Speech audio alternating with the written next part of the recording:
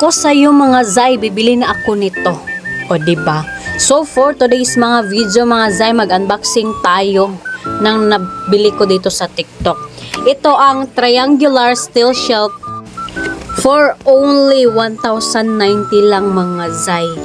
2K ni siya dati, karon is 1,090 na lang. O diba? Save na save kaayo ka mga Zay. Basta ato lang ka sa ilahang live mga Zay. Diri sa ESH Mall Shop. Mao na mga Zay, dara lang na sa TikTok.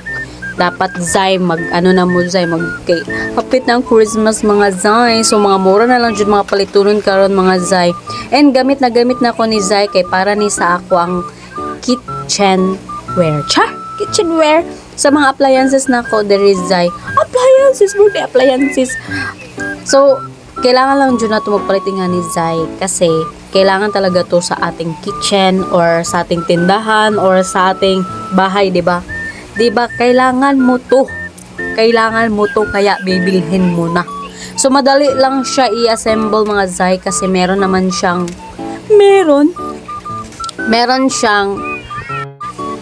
siyang manual mga Zay, o 'di ba? At super tibay niya Zay. Hindi talaga ako nagsisi na binili ko to mga Zay, o 'di ba? Ang dali lang talaga nito Zay.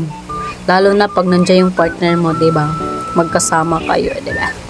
So mauna na Zay, nahuman na Zay. Natapos na rin Zay. O yan, 'di ba? 5 layers, sobrang ganda, sobrang tibay, sobrang kapal niyan Zay. Kaya ako sa inyo Zay, bibili na ako Zay. Hindi na ako magpatutumpik pa, bumkara-kara ka, bili na. Bye.